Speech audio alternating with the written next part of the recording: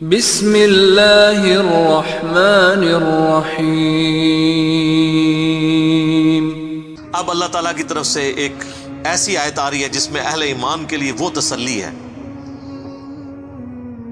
کہ اس لیول کی تسلی اور کوئی نہیں ہے۔ سورہ آل عمران کی آیت نمبر 169، وَلَا تَحْسَبَنَّ الَّذِينَ قُتِلُوا فِي سَبِيلِ اللَّهِ أَمْوَاتًا، کبھی خیال نہ کرنا ان لوگوں کے بارے میں جو اللہ کی راہ میں قتل کر دیے جائیں کہ وہ مر گئے، حالانکہ مر چکے ہیں، کیونکہ اللہ کہہ رہا ہے وہ قتل ہوئے ہیں، تو قتل ہوئے تو مر تو گئے، لیکن نہیں، وہ دنیا سے مرے ہیں۔ بل احیاء عند ربہم، بلکہ وہ تو زندہ ہیں اللہ کے حضور، یرزقون، اور ایسے زندہ ہیں کہ اللہ نے ان کو نعمتیں بھی دی ہوئی ہیں، رزق بھی دیا ہوا ہے۔ یہی ٹاپک جو ہے وہ سورۃ البقرہ میں بھی آیا ہے، وَلَا تَقُولُوا لِمَن يُقْتَلُ فِي سَبِيلِ اللَّهِ أَمْوَاتٌ، مت کہا کرو ان کو جو اللہ کی راہ میں قتل کر دیے جائیں کہ یہ مردہ ہیں، بلکہ وہ تو زندہ ہیں، لیکن تمہیں وَلَٰكِن لَا تَشْعُرُونَ، تمہیں ان کی زندگی کا شعور نہیں ہے۔ ظاہر ہے اس دنیا والی زندگی تو نہیں ہے نا، اس دنیا کی زندگی میں تو آپ کو سانس لینا پڑتا ہے، آخرت کی زندگی میں سانس نہیں ہے۔ اس دنیا کی زندگی میں تو آپ کو دنیا کا مال کھانا پڑتا ہے اور پھر آپ کو ٹوائلٹ کی ضرورت پڑتی ہے، آخرت کی زندگی میں یہ نہیں ہے۔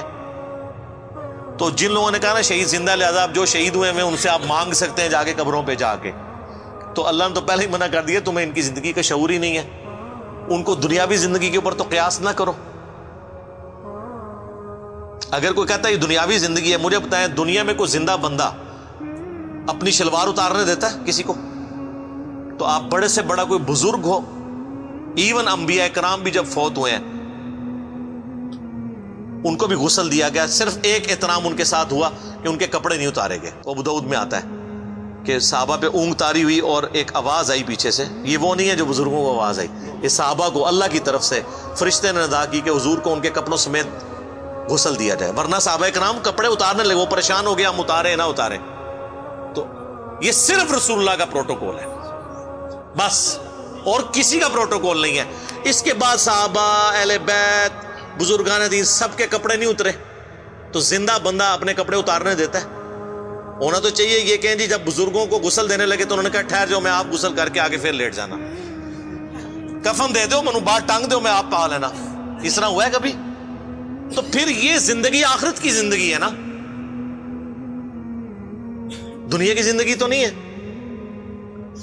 فرحین بما آتاہم اللہ، وہ بڑے خوش ہیں ان نعمتوں میں جو اللہ نے ان کو دی ہیں، من فضلی، اپنے فضل سے، وَيَسْتَبْشِرُونَ بِالَّذِينَ لَمْ يَلْحَقُوا بِهِمْ، اور وہ خوش ہو رہے ہیں جنت میں بیٹھے بیٹھے ان لوگوں کے بارے میں بھی جو ان کو ابھی مر کے نہیں ملے۔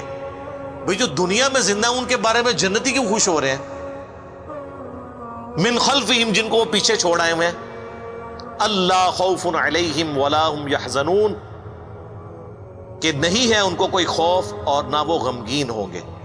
اچھا، جنت میں ان کے بارے میں کیوں خوش ہو رہے ہیں جو دنیا میں؟ اس لیے کہ وہ جنت میں پہنچ کے انہوں نے اینڈ رزلٹ دیکھ لیا ہے، اور وہ یہ خوش ہیں کہ ہمارے ساتھیوں نے جو رسول اللہ پر ایمان لائے تھے نا، ہم نے تو آگے واقعی جنت دیکھ لی ہے، انہوں نے تو ایمان بالغیب لے کے آئے تھے، تو ہمیں خوشی ہے کہ ہمارے وہ دوست بھی جنت میں ہی پہنچ جائیں گے، اس لیے خوش ہو رہے ہیں ان کے اوپر۔ تو دوستی وہ جو اللہ اور اس کے رسول کے لیے ہو، عز وجل وصلی اللہ علیہ وآلہ وسلم۔ یستبشرون بنعمت من اللہ وفضل، خوش ہو رہے ہیں وہ جنت میں اللہ کی نعمتوں پر اور اس کے فضل پر۔ وَأَنَّ اللَّهَ لَا يُضِيعُ أَجْرَ الْمُؤْمِنِينَ، اور اس پر کہ اللہ تعالیٰ کبھی ضائع نہیں کرے گا اہل ایمان کا اجر۔ تو اہل جنت جو شہید ہو گئے غزوہ احد کے موقع پر یا بدر پہ، اللہ نے فرمایا ان کو کبھی مردہ گمان بھی نہ کرنا، ان کو اللہ رزق بھی دیتا ہے، اور سورۃ البقرہ میں ہے، لیکن تمہیں اس کی زندگی کا شعور نہیں ہے۔ انبیاء بھی زندہ ہیں آخرت کی زندگی میں، اولیاء اللہ بھی زندہ ہیں، اور اللہ کے دشمن بھی زندہ ہیں آخرت کی زندگی میں، لیکن وہ جہنم میں زندہ ہیں۔ جو قرآن میں ہے نا کہ فرعونی صبح و شام آگ پہ پیش کیے جاتے ہیں، ان کو عذاب تو ہو رہا ہے، مرتے ہی عذاب کا سلسلہ ان پہ شروع ہے۔ اس آیت کے کانٹیکسٹ میں صحیح مسلم میں ایک حدیث ہے، اسی آیت کے کانٹیکسٹ میں، کہ ان کو گمان نہ کرنا جو مر جائیں اللہ کی راہ میں کہ وہ مر گئے، وہ اللہ کے حضور زندہ ہے، ان کو رزق دیا جاتا ہے. تو حضور سے جب پوچھا گیا یا رسول اللہ یہ کس طرح کی زندگی ہے، تو آپ نے فرمایا کہ اللہ تعالیٰ اہل جنت کو وہاں پر یعنی ان کی روحوں کو پرندوں میں ڈال دیتا ہے اور وہ جنت میں اڑتے پھرتے ہیں، سبز پرندے، اور وہ شام کے وقت آ کے عرش کے نیچے جو اللہ کی قندیلیں ہیں نا ان پہ آ کے بیٹھ جاتے ہیں. تو اللہ تعالیٰ ان سے پوچھتا ہے ہاں جی کوئی نعمت چاہیے؟ وہ کہتے ہیں یا اللہ تو نے اتنا کچھ ہمیں دیا ہے، ہمیں تو کسی نعمت کی ضرورت ہی نہیں ہے. تو جب اللہ تعالیٰ بار بار اصرار کرتا ہے نا تو وہ پھر ایک نعمت کہتے ہیں کہ یا اللہ تو ہمیں دنیا میں دوبارہ بھیج دے، ہم دوبارہ تیری راہ میں قتل ہوں اور پھر شہید ہو کے تیرے پاس پہنچے.